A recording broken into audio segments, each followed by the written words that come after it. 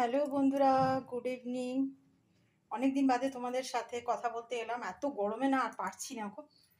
সবারই আমার মতন কষ্ট হচ্ছে না বলো, আর ইচ্ছে করছে না, মানে আমি কিছু করি, মানে মোবাইল নিয়ে ব্লগ ফগ করি। তো এখন কালকেও বৃষ্টি হয়েছে, অল্প হয়েছে।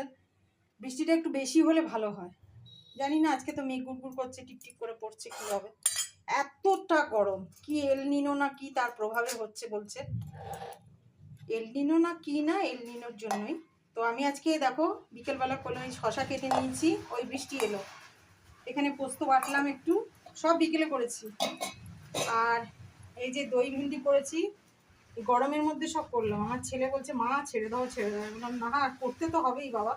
এই দই ভেন্ডি করলাম, ও ছেড়ে দাও বলছিল, ও রুটি খেতে চেয়েছিল, সেটা করেছি বলে বলছে মা রুটি করতে হবে না, আরো কষ্ট।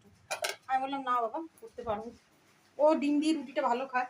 এই যে ডিমের দই ডিম করেছি, এটা দই দিয়ে করেছি। আর এখানে এই যে রুটি করে নিয়েছি, আর এখানে ভাত আছে। তো এই বৃষ্টি এসে গেছে, দেখা যাক কতক্ষণ হয় বৃষ্টিটা। তোমরা আওয়াজ শুনতে পাবে নাকি জানি না। তো অন্ধকার তো বাইরে, আর কারেন্টের যা করছে গো বাপরে। দেখো না বৃষ্টি হচ্ছে, দেখতে পাবে না অন্ধকারে। দেখো বৃষ্টি হচ্ছে, দেখেছো? একটু আলোতে বোঝা যাচ্ছে, এই যে বিদ্যুৎ চমকাচ্ছে, এইরকম বৃষ্টি হচ্ছে। হোক একটু স্বস্তি দাও। তো চলো যাই হোক, আমি একটু গা ধুয়ে এখন একটু স্নান করে এলাম।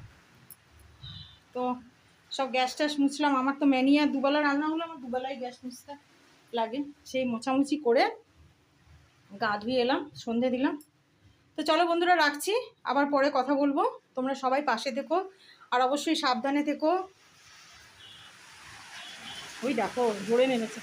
সাবধানে থেকো, ভালো থেকো। চলো টাটা।